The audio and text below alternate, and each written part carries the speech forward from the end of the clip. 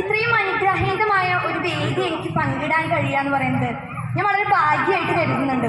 കാരണം ഞാൻ എപ്പോഴും ആഗ്രഹിക്കാവുന്ന ഒരു കാര്യമാണ് ഓരോ അഷ്ടമിരോഹിണി വരുമ്പോഴും എനിക്ക് എന്തെങ്കിലും ഒരു ഭാഗമാവാൻ പറ്റിയിരുന്നെങ്കിലെന്ന്. സത്യത്തിൽ എനിക്ക് ഡാൻസ് അറിയാത്തതുകൊണ്ട് ഞാൻ വിചാരിക്കാറുണ്ട് എനിക്ക് ഗോപികയോ കൃഷ്ണനൊന്നും ആവാൻ സാധിക്കാത്ത, എനിക്ക് ഡാൻസ് അറിയാത്തതുകൊണ്ടാണ്.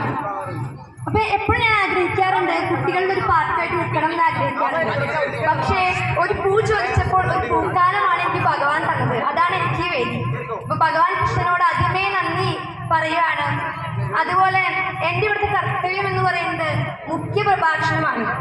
ഇത്രയും വിശ്വാസത്തോടുകൂടി എൻ്റെ കയ്യിൽ ഈ ഒരു പാട്ട് ഭദ്രമായി ഏൽപ്പിച്ച എൻ്റെ സഹോദര തുല്യനായ സരുവേട്ടനോടും അദ്ദേഹത്തിൻ്റെ വാക്കുകളിൽ വിശ്വാസമർപ്പിച്ച് ഏറ്റവും സ്നേഹത്തോടുകൂടി എന്നെ ഈ പരിപാടിയിലേക്ക് ക്ഷണിച്ച ഈ പരിപാടിയുടെ എല്ലാ കമ്മിറ്റി മെമ്പേഴ്സിനും ഒരുപാട് നന്ദിയോടുകൂടി പറയുകയാണ്. ഞാൻ എൻ്റെ ഒരു ഡിഗ്രിയും പി ജിയും ശ്രീകൃഷ്ണ കോളേജിലാണ് കഴിഞ്ഞത്. പി ജി സാൻസ്ക്രിറ്റിലായിരുന്നു. ഞാൻ ഈ പരിപാടി ഉണ്ടെന്ന് പറഞ്ഞപ്പോൾ ഞാൻ ആദ്യം പറഞ്ഞത് എൻ്റെ മിസ്സിനോടാണ്. ശ്രീകൃഷ്ണ കോളേജിലെ സംസ്കൃത വിഭാഗത്തിലെ എൻ്റെ ഏറ്റവും പ്രിയപ്പെട്ട അധ്യാപികയാണ് ഡോക്ടർ ലക്ഷ്മി ശങ്കർ. മിസ്സെ ഞാൻ എന്ത് ചെയ്യും, ആദ്യമായിട്ടാണ് ഇങ്ങനെ ഒരു വേദി എനിക്ക് എന്ന് പറഞ്ഞു. മിസ് എന്നോട് പറഞ്ഞു, ഞാൻ നിനക്ക് പറയാൻ പറ്റിയില്ലെങ്കിൽ പിന്നെ എന്നാണ് നീ ഇത് പറയാം, നീ അനുഭവിച്ച കൃഷ്ണനെ കുറിച്ച്, നീ അറിഞ്ഞ കൃഷ്ണനെ കുറിച്ച് നീ വേദിയിൽ പറയൂ എന്നാണ് എന്നോട് പറഞ്ഞത്. ധൈര്യമായി മിടുക്കിയായി പറയൂ, ആ പഴയ ഉഷാറൊക്കെ നിനക്ക് വരട്ടെ എന്നാണ് പറഞ്ഞത്. അപ്പോൾ മിസ്സിനെയും നന്ദിപൂർവ്വം സ്മരിക്കുകയാണ്. ഇപ്പോൾ ശ്രീകൃഷ്ണ ജയന്തിയെ കുറിച്ച് സത്യത്തിൽ കുറച്ചറിവുകളൊക്കെ എനിക്കുള്ളൂ. ശ്രീകൃഷ്ണനെ കുറിച്ചാണെങ്കിലും വളരെ കുറച്ചറിവുകളേ ഉള്ളൂ. ആ എൻ്റെ കുറച്ചറിവുകളുടെ പരിമിതികൾക്കുള്ളിൽ നിന്നുകൊണ്ട് ഞാൻ നിങ്ങൾക്ക് മുമ്പിൽ പ്രസന്റ് ചെയ്യാം. അതിൽ കുറ്റങ്ങളും കുറവുകളൊക്കെ ഉണ്ടായിരിക്കും. നിങ്ങൾ സാധനം ക്ഷമിക്കുമെന്ന് കരുതുന്നു. തുടങ്ങുകയാണ്. ശ്രീകൃഷ്ണ ജയന്തിയെ കുറിച്ച് ഞാൻ പ്രത്യേകിച്ച് നിങ്ങളോട് എടുത്തു പറയേണ്ട കാര്യമാണ്. ഇവിടെ ഇനി ഓരോരുത്തർക്കും എന്താണ് ശ്രീകൃഷ്ണ ജയന്തി എന്നറിയാം. ദ്വാപരയുഗത്തിലെ ചിങ്ങമാസത്തിലെ അഷ്ടമി രോഹിണി നാളിലാണ് ശ്രീകൃഷ്ണൻ ജനിക്കുന്നത്. നമുക്കറിയാം, ദേവകിയുടെയും വസുദേവരുടെയും മകനായിട്ട് 8ാമത്തെ പുത്രനായിട്ട് മധുരയിലാണ് കൃഷ്ണന്റെ ജനനം. മഹാവിഷ്ണുവിന്റെ 9ാമത്തെ അവതാരമാണ് ശ്രീകൃഷ്ണൻ. ഇതെല്ലാം നമുക്കറിയുന്ന കാര്യമാണ്. ഇപ്പൊ ബാലേട്ടൻ പറഞ്ഞതുപോലെ നന്മ നശിക്കുമ്പോൾ അധർമ്മം കടന്നു വരികയും അത്തരം അധർമ്മങ്ങളെ ഇല്ലാതാക്കി ധർമ്മത്തെ പുനഃസ്ഥാപിക്കുകയുമാണ് കൃഷ്ണന്റെ അവതാര ലക്ഷ്യം എന്നാണ് വിശ്വസിക്കുന്നത്. പക്ഷേ അത് മാത്രമല്ല, കൃഷ്ണൻ തന്റെ പ്രിയപ്പെട്ട ഭക്തരെ സംരക്ഷിക്കുക കൂടി എന്നൊരു ലക്ഷ്യം കൂടി കൃഷ്ണനുണ്ട്. കൃഷ്ണന്റെ അമ്മയാണ് ദേവകി. കംസന് ഒരു കുട്ടി, ദേവകിയിൽ പിറക്കുന്ന ഒരു കുട്ടി കംസനെ കൊല്ലുമെന്ന രശരീതി ഉണ്ടായപ്പോൾ ദേവകിക്കുണ്ടാവുന്ന 6 മക്കളെ മതിലിടിച്ചു കൊല്ലുന്ന നീചനായൊരു പ്രവൃത്തി ചെയ്യുകയാണ് കംസൻ. അത് നോക്കി നിൽക്കേണ്ടി വരുന്ന ഒരു അമ്മയുടെ വേദന. ദേവകി അമ്മ എന്ന് പറയുന്നത് കൃഷ്ണന്റെ പരമഭക്തിയാണ്. ആ അമ്മയുടെ വിഷമം കണ്ടിട്ട് കൂടിയാണ് കൃഷ്ണൻ 8ാമത്തെ പുത്രനായി അവിടെ ജനിക്കുന്നത്. ഈ കഥകളൊക്കെ നമുക്കറിയാം.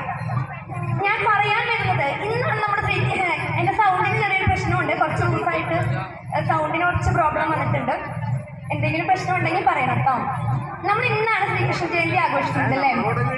നമുക്കറിയാം, ഏതോ കാലത്തെ ചരിത്ര പുരുഷനായ പുരാണ പുരുഷനായ കൃഷ്ണൻ, ചരിത്ര പുരുഷനാണ് കൃഷ്ണൻ. 5000 വർഷങ്ങൾക്ക് മുമ്പ് ജനിച്ച ഒരു ചരിത്ര പുരുഷനാണ്. ഇതിഹാസത്തിലേക്ക് മഹാവ്യാസൻ കൊണ്ടുവന്ന ചരിത്ര പുരുഷൻ. പുരാണവും മിത്തും ചരിത്രവും ഒക്കെ കൂടിക്കലർന്നു കിടക്കുന്ന ഒരു ജീവിതമാണ് കൃഷ്ണന്റെ ജീവിതം എന്ന് പറയുന്നത്. അത്തരത്തിൽ അദ്ദേഹത്തിന്റെ ജന്മദിനം എന്ന് ആഘോഷിക്കുമ്പോൾ നമ്മളൊരു വ്യക്തിയെയല്ല അവിടെ പറയുന്നത്. നമ്മളൊക്കെ കണ്ടറിഞ്ഞ കേട്ടറിഞ്ഞ ഒരുപാട് കൃഷ്ണകഥകളുണ്ട്. കുട്ടിക്കാലത്ത് നമ്മളെ വളരെയധികം ആനന്ദിപ്പിച്ച, നമ്മളെ ചിന്തിപ്പിച്ച ഒരുപാട് കഥകൾ കൃഷ്ണനെ കുറിച്ചുണ്ട്. ഇവിടെ ഇരിക്കുന്ന ഓരോരുത്തർക്കും അതൊക്കെ അറിയാം. കൃഷ്ണന്റെ കഥകളൊന്നും പറഞ്ഞ് നിങ്ങളെ ബോറടിപ്പിക്കുന്നില്ല. എനിക്കറിയാം, ഒരു മുഖ്യപ്രഭാഷണം കേൾക്കാനുള്ളൊരു മൈൻഡിലല്ല നിങ്ങൾ ഇരിക്കുന്നത്. തൊട്ടടുത്തടുത്ത പ്രോഗ്രാംസുകൾ അവലംബിച്ചിട്ടാണ് ഇരിക്കുന്നതെന്ന് എനിക്കറിയാം. ഞാൻ അധികം നീട്ടുന്നൊന്നുമില്ല, എങ്കിലും പറയാണ്, കൃഷ്ണനെ കുറിച്ച് കുറച്ചെങ്കിലും നമ്മൾ ഈ ഒരു അവസരത്തിൽ പറയണമല്ലോ. കൃഷ്ണൻ എന്ന് പറയുന്നത് എല്ലാ പ്രായത്തിലുള്ള ആളുകൾക്കും എല്ലാ കാലഘട്ടത്തിലും അസോസിയേറ്റ് ചെയ്യാൻ കൃഷ്ണനെ പറ്റും.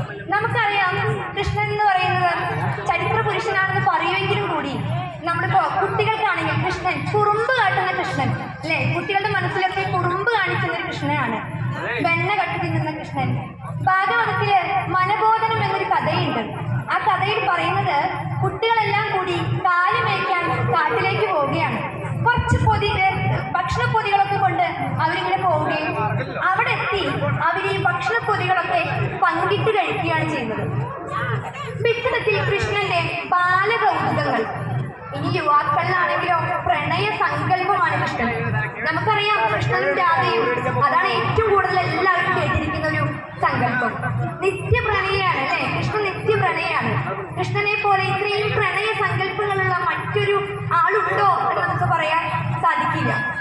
മാധവിക്കുട്ടി ഒരിക്കൽ പറഞ്ഞിട്ടുണ്ട്, ഞാനെന്ന സ്ത്രീയുടെ പ്രണയ സൗന്ദര്യം എന്ന് പറയുന്നത് ഞാൻ ആസ്വദിക്കുന്നത് എൻ്റെ കാമുകൻ കൃഷ്ണനായിരിക്കുമ്പോൾ എന്നാണ് മാധവിക്കുട്ടി പറയുന്നത്. അത്രത്തോളം ഒരു സ്ത്രീയുടെ മനസ്സിലേക്ക് അവരുടെ വ്യക്തിത്വത്തെ, അവരുടെ ഇഷ്ടങ്ങളെയൊക്കെ കണ്ടറിഞ്ഞു നിൽക്കുന്ന ഒരു വ്യക്തിയാണ് കൃഷ്ണൻ. നിങ്ങൾ കേട്ടിട്ടുണ്ടാവും, സുഗതകുമാരിയുടെ ഒരു കവിതയുണ്ട്, നീ എന്നെ അറിയുന്നില്ല കൃഷ്ണ എന്ന് പറഞ്ഞൊരു കവിതയുണ്ട്. നമ്മുടെ പാട്ടിനായിട്ട് ചിത്രയാണ് അത് പാടിയിട്ട് യൂട്യൂബിൽ, ഭയങ്കര രസമാണ്. കവിതയുടെ തുടക്കം ഇങ്ങനെയാണ്, അതായത് ഗോകുലം കരയുന്നുവോ കൃഷ്ണ നീ മധുരയ്ക്ക് പോവുകയാണെന്ന് അറിഞ്ഞപ്പോൾ എന്നാണ് പറയുന്നത്. സത്യത്തിൽ മധുരയ്ക്ക് കൃഷ്ണൻ പോകുമ്പോൾ ഒരു ഗോകുലം മൊത്തം കരയുകയാണ്. ഇപ്പൊ ഗോപികന്മാരുടെ സങ്കടമൊക്കെ ആ കവിതയിലുണ്ട്. അതായത് സ്ത്രീ മനസ്സിലാണ് എനിക്ക് തോന്നുന്നു കൃഷ്ണൻ കുറച്ചുകൂടി ഭംഗിയായി ആവിഷ്കരിക്കപ്പെട്ടിട്ടുള്ളതെന്നാണ്. ഒരു കഥയുണ്ട് ഭാഗവതത്തിലെ കുബ്ജയുടെ. കുബ്ജ കംസന്റെ ജോലിക്കാരിയായിരുന്നു. കുബ്ജ കൃഷ്ണനോട് ഒരിക്കൽ പ്രണയാഭ്യർത്ഥന നടത്തുന്നുണ്ട്. കുബ്ജ എന്ന് പറയുന്നത് വളരെ ഭംഗിയുള്ള ഒരാളൊന്നും ആയിരുന്നില്ല കേട്ടോ, വളരെ കൂഞ്ഞു കൂടിയൊരു വ്യക്തിയായിരുന്നു. അങ്ങനെ അവൾ പ്രണയാഭ്യർത്ഥന നടത്തുകയും കൃഷ്ണൻ തന്റെ പ്രണയത്തിലൂടെ അവളുടെ കൂന് നിവർത്തി എന്നാണ് കഥ. അതായത് പ്രണയം ഒരു സ്ത്രീയുടെ പരിമിതികളെ മറികടക്കാൻ എത്ര കരുത്താർജിപ്പിക്കുന്നുണ്ട് എന്നാണ്. അത് തന്നെയാണ് വാസ്തവത്തിൽ കുബ്ജയുടെ കഥയിൽ സംഭവിക്കുന്നത്. തന്റെ പ്രണയം കൊണ്ട് ഒരു സ്ത്രീയുടെ